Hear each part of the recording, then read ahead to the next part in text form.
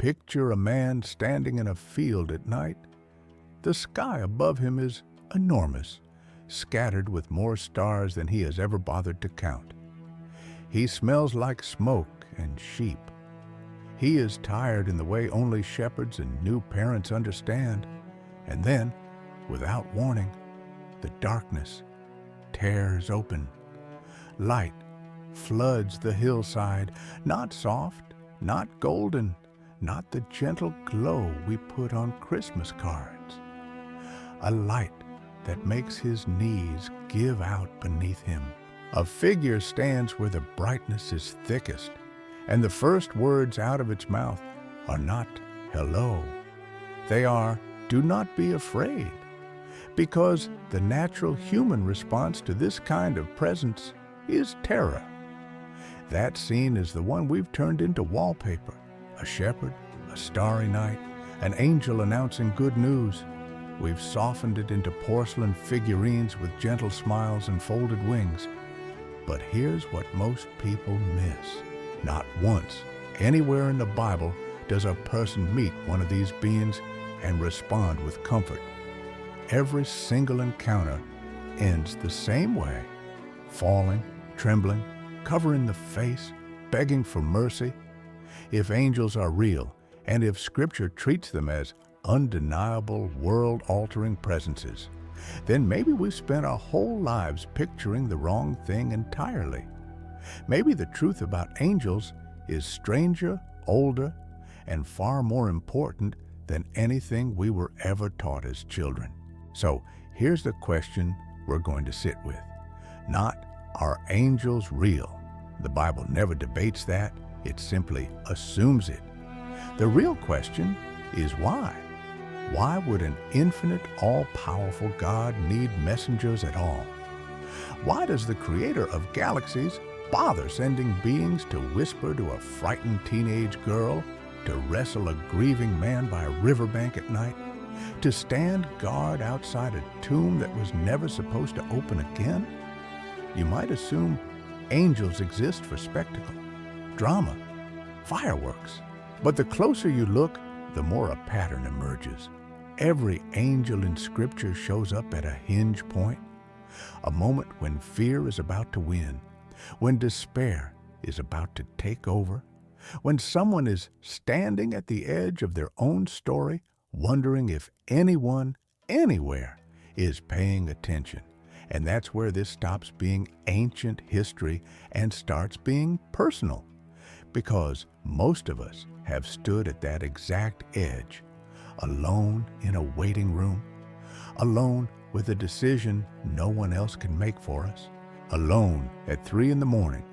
with thoughts we can't quiet. The real question was never really about angels. It's about whether, in moments like that, we are actually alone. Let's strip this down to something simple, because the word angel carries so much religious weight that we forget what it actually means. In the original language of the New Testament, the word translated angel is angelus. It simply means messenger, not a glowing superhero, not a deceased relative watching over you from the clouds. A messenger, someone sent to deliver something on behalf of someone else with someone else's authority. Think of it like this. Imagine a king in the ancient world, ruling from a palace 1,000 miles from your village. He doesn't show up personally for every announcement. He sends a representative, and that representative doesn't speak with their own authority.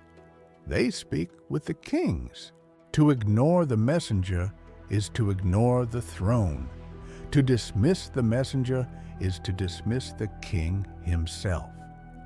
That's the picture the Bible is working with from the very first chapters to the very last.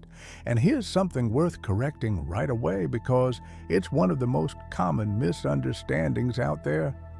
Angels are not humans who died and got promoted.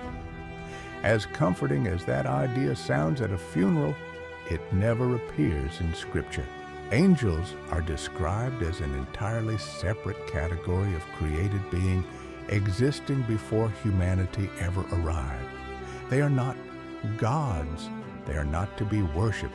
There's actually a striking moment near the end of the book of Revelation where a man, overwhelmed by awe, falls down to worship one of these beings. And the angel immediately stops him and says, in essence, "Don't. I'm a servant exactly like you." That single sentence undoes centuries of art and assumption in one breath. But here's what most people miss. If angels are simply messengers, then every time one shows up, it means something significant enough that heaven has interrupted earth to deliver it. They don't appear randomly. They appear at the precise coordinates where a story is about to change forever. And this changes everything about how we should read these scenes. An angel isn't a magic trick or a visual effect. An angel is a signal, proof that the unseen world has just brushed against the seen one, even if only for a moment. There's also a long tradition, built over centuries by Jewish and Christian thinkers, of sorting angels into ranks: cherubim, seraphim, archangels, thrones, powers. Some of that comes from the biblical text itself. Much of it was layered on afterward by people trying to organize what felt unorganizable. The Bible is far less interested in hierarchy charts than we are. It's interested in function. What is this being doing here? What is it revealing, protecting, announcing, or guarding? Once you read with that lens, you stop treating angels as background decoration and start noticing them as something closer to the story's pulse. Every time one appears, the temperature of the narrative shifts. So let's walk through where they actually show up, because the pattern is more haunting and more comforting than most people ever realize. It starts almost immediately. After the first humans are removed from the garden, the Bible doesn't end the scene with silence. It ends with cherubim stationed at the entrance, guarding it with a flaming sword that turns every direction. Most people read that detail and feel only loss. Paradise sealed shut. But notice what's actually happening. The first angelic image in the entire Bible isn't comfort. It's protection. Something sacred is being guarded, even in judgment, even in exile. Something is still being watched over. Generations later, a man named Abraham is sitting outside his tent in the heat of the day when three strangers approach. He doesn't know yet what they are. He simply does what hospitality in that world demanded: water for their feet, shade, food prepared quickly. And it's only partway through the visit that the conversation shifts into something no ordinary traveler could know. One of them speaks with an authority that makes it clear this is no normal guest. Two will go on to a city called Sodom. One, it seems, is something closer to God's own presence wrapped in human form. And here's the detail almost no one notices. The first angels in Abraham's story arrive not through fire or thunder, but through an act of ordinary kindness toward exhausted travelers. Heaven walked through his camp disguised as hunger. Those same two visitors continue on to the city of Sodom, where the moral chaos of the place becomes so overwhelming that they have to physically blind a mob to protect the one righteous family inside it. They drag a hesitant man named Lot out by the hand because he is too slow to leave the wreckage of his own life. Sometimes mercy doesn't wait for us to be ready. Sometimes it pulls. Not long after, Abraham faces the most agonizing moment of his life. climbing a mountain with his son, believing God has asked the unthinkable. The knife is raised, and it's a voice from heaven, an angel, that interrupts the motion just in time. "Do not lay your hand on the boy." Most people stop at the relief of that line and move on. But the deeper meaning is this: in the most unbearable moment a parent could imagine, the intervention doesn't come through philosophy or explanation. It comes through a voice at the exact second it's needed, not a second before. There's a quieter story, easy to skip past, about a servant woman named Hagar, cast out into the wilderness, pregnant, frightened, completely without status or protection in her world. And it is to her, not to a king, not to a priest, not to anyone of consequence, that the angel of the Lord appears by a spring of water in the desert.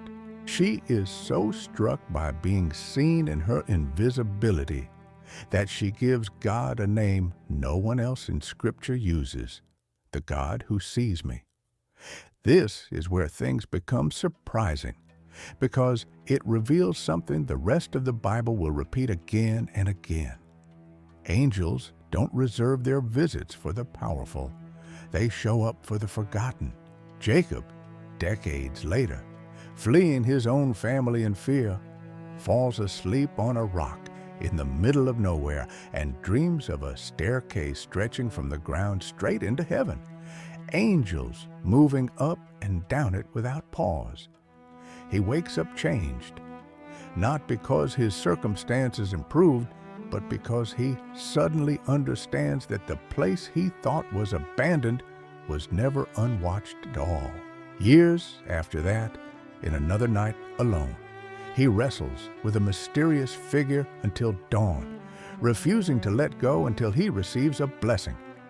He walks away limping, with a new name and a haunting sentence on his lips: "I have seen God face to face, and I am still alive."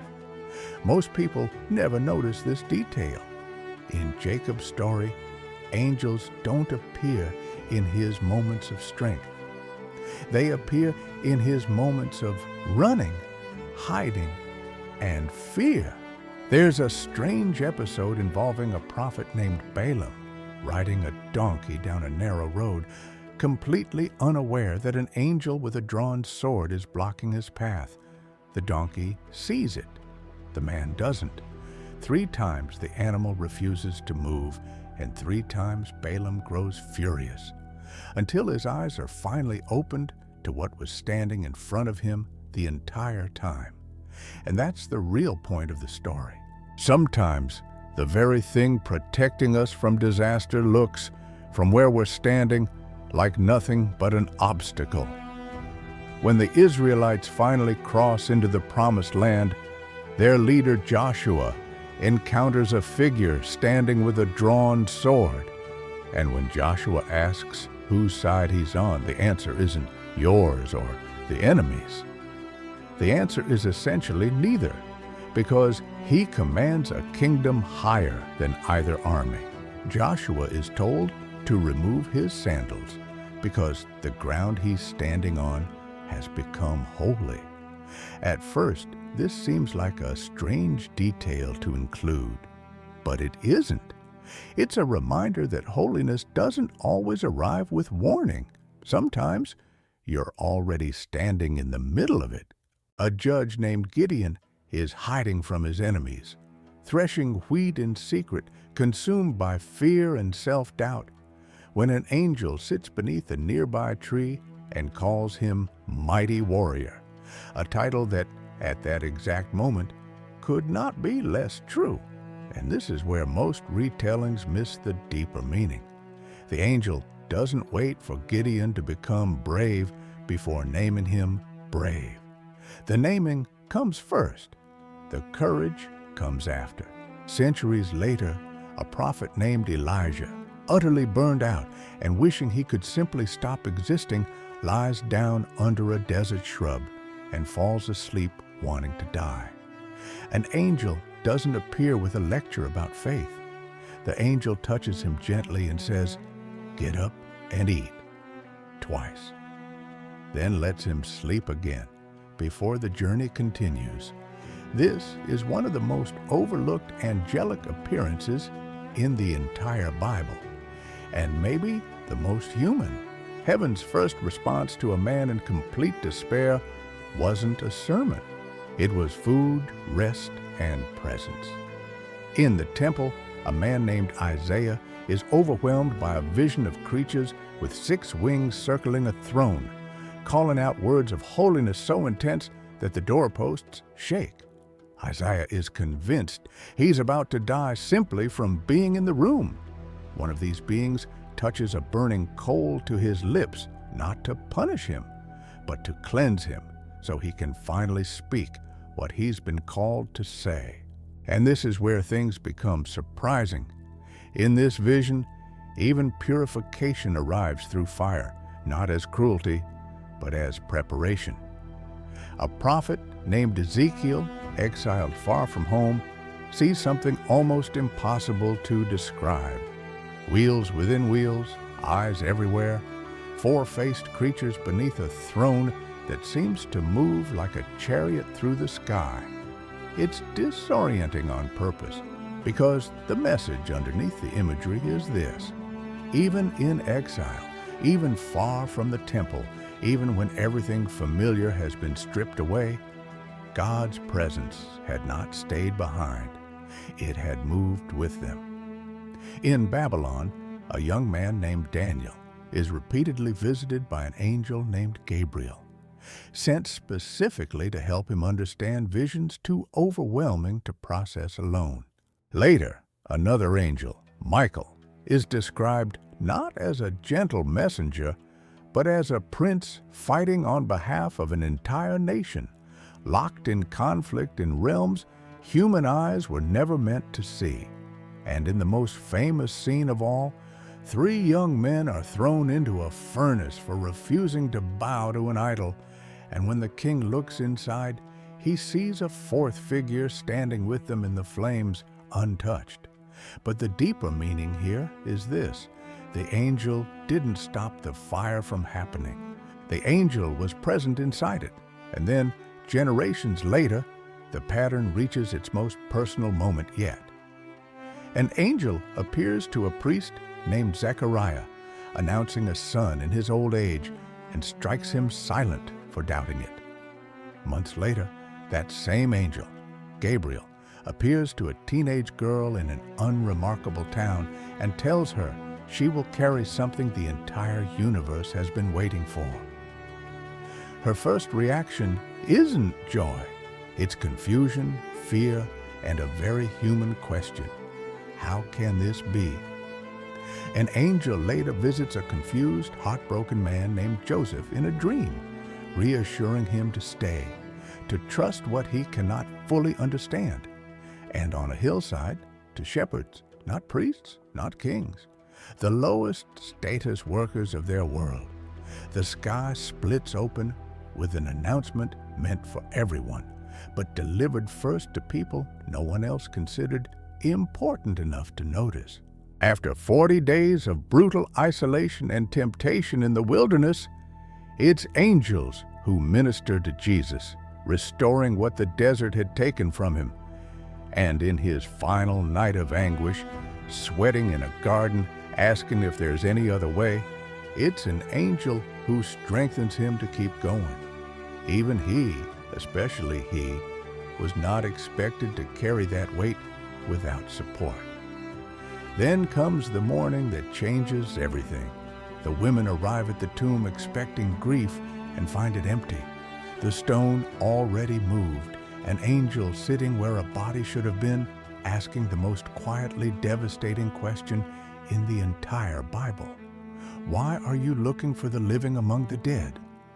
Later, Peter is rescued from a guarded prison cell by an angel who simply walks in, taps him on the shoulder, and lets the chains fall away. And finally, near the very end of Scripture, John sees the full throne room, living creatures, endless worship, Michael locked in cosmic battle against a dragon, and the angels who chose rebellion over service, the same kind of free will that exists in heaven as exists on earth. And in the middle of all that overwhelming glory, John drops to his knees to worship the very angel standing beside him. The angel refuses immediately. Worship belongs to one being alone. Even at the edge of eternity, the messenger never forgets it is only a messenger. To really feel the weight of all of this, you have to imagine yourself inside the world these stories were first told in. People in the ancient Near East didn't live with our modern assumption that the universe is mostly empty and silent. They lived assuming the opposite, that kings had courts, and courts had attendants, and the unseen world was structured very much like the visible one. So, when the Bible describes a throne surrounded by winged creatures, ancient audiences weren't shocked by the concept. Other nations around them carved similar guardian figures into the gates of their temples and palaces. Winged lions, sphinxes, hybrid beings meant to protect sacred space. What made Israel's version radically different wasn't the imagery, it was the theology underneath it. These beings weren't minor gods to be appeased. They were servants of one God, with no independent power, no altars of their own, no worship owed to them. In a world drowning in competing deities, that was a quietly revolutionary claim. It also explains why falling to the ground was the expected response to any of these encounters. In the ancient world, an unmediated meeting with true holiness wasn't considered comforting. It was considered dangerous, even lethal. There's a moment in Exodus where Moses is told plainly that no one can see God's face directly and survive it. So when an angel appears full of light and otherworldly presence, and the person doesn't die, that itself was understood as an act of mercy. The terror wasn't a flaw in the encounter. It was the natural, expected reaction of a finite person brushing against something infinite. Dreams and visions carried real authority in that culture too. For everyone, not just Israel, Egyptian pharaohs took dream interpreters seriously. Babylonian kings built entire decisions around what visions seemed to reveal. So when Joseph is warned in a dream, or Daniel receives a vision, ancient readers wouldn't have dismissed that as imagination. It was considered one of the most legitimate channels through which the divine communicated with the human. And here's something worth knowing, because it reshapes how we picture all of this. Much of our modern image of angels, the wings, the halos, the soft golden light, comes less from the Bible itself and more from centuries of later Jewish writings, medieval theology, and Renaissance art. Brilliant painters needed a way to visually represent overwhelming alien holiness for ordinary worshipers, so they reached for the most beautiful imagery they could imagine. Over time, the beautiful image replaced the unsettling one. We inherited the painting and forgot the original, far stranger account underneath it. So, why does any of this matter to you right now in a life that probably has very little to do with deserts, kings, or burning furnaces? Because underneath every one of these stories is an emotional thread that hasn't changed in 3,000 years. Gideon, hiding in fear, being called brave before he felt brave at all. That's every person who has ever sat outside a job interview, a first day, a hard conversation, feeling like a fraud and being asked to walk in anyway. Hagar, unseen and unimportant by every standard her culture used to measure worth, being personally noticed in the middle of nowhere. That's anyone who has ever felt invisible in a family, a workplace, or a crowded room, wondering if they actually matter to anyone at all. Elijah, lying under a bush, wanting to disappear, being met not with judgment, but with food and rest. That's every person who has quietly carried more than they could say out loud, who needed someone to simply meet their exhaustion without demanding they explain it first. Jacob, wrestling through the night and walking away limping but renamed. That's the truth, that some transformation only comes through struggle we didn't choose, and that walking away changed is sometimes the only kind of victory available. The shepherds, trembling at a light they didn't ask for, being told, "Do not be afraid," before being given any explanation at all. That's permission for you to feel fear first, before you feel faith. Fear isn't the opposite of belief in these stories. It's almost always the doorway into it. Even Jesus, sweating through the worst night of his life, needing strength from outside himself just to keep going, that's permission for you to stop pretending you should be able to carry everything alone, especially the things that frighten you most. And the women at the tomb, walking toward grief and finding it strangely, impossibly empty. That's for anyone sitting in the middle of a loss right now that feels permanent. The stone being rolled away wasn't gentle or expected, it was disruptive. Hope in this story doesn't usually arrive quietly. It arrives and changes the entire shape of the morning. So let's slow down for a moment, because this isn't really about ancient beings with wings. It's about you.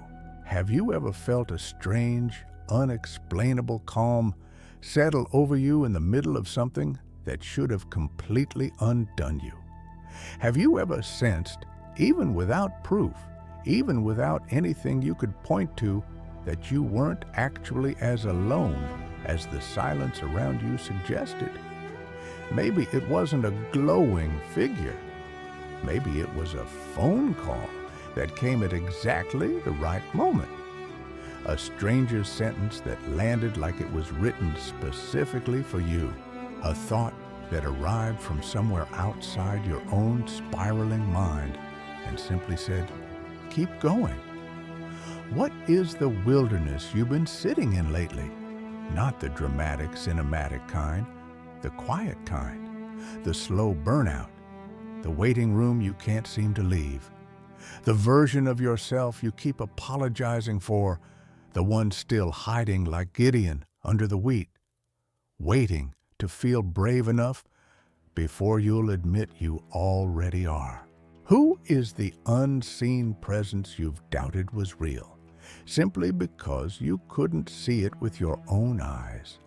And what would it mean, not religiously, just personally, to consider that the silence you've been interpreting as absence might actually be attention you simply couldn't perceive yet? You don't have to answer any of that out loud. You don't even have to know the answer. Just let the question sit there for a second, the way Jacob sat with his dream before he understood what it meant. Here's where all of this lands. The Bible's angels were never really the point. They're not the main character of any story they appear in. Not once. They show up, deliver what they were sent to deliver, and disappear again. They are, by design, secondary. And maybe that's the most important detail of all, because it points beyond themselves to something steadier and far more personal. A God who refuses to let the people he loves walk through the dark completely alone, even when they can't see any evidence of company. That's the real pattern underneath every appearance, from the garden to the empty tomb. Not magic, not spectacle, attention, a presence that notices the forgotten woman by a spring, that meets despair with food instead of judgment, that interrupts a knife mid-air, that sits with a burned-out prophet rather than demanding he perform strength he doesn't have. If angels are messengers, then maybe what they've actually been delivering again and again across thousands of years and hundreds of different lives is the same single message in different forms. You are seen, you are not abandoned. And this moment, however dark it feels right now, is not the end of the story. You don't need to witness fire from heaven to carry that with you. You just need to notice the moments you've already lived through that you couldn't fully explain, the help that arrived exactly when you needed it, the stranger's kindness that felt oddly timed, the strength you found that didn't seem to come entirely from inside you. Maybe that's not coincidence. Maybe that's the same quiet attentiveness that has been showing up in human stories since the very beginning, simply wearing a different face than we expected. If this video stirred something in you, if even one part of it felt like it was speaking directly to something you've been carrying quietly, consider sharing it with someone who might need to hear it today. You never know who's sitting in their own version of that wilderness right now. I'd love to know where you're watching from, and if anything in this story touched something personal, leave a comment and tell me about it. And if you want more honest, deeply human explorations like this one, stories that take the Bible seriously without ever feeling like a sermon, stay with us. There's so much more we haven't uncovered yet.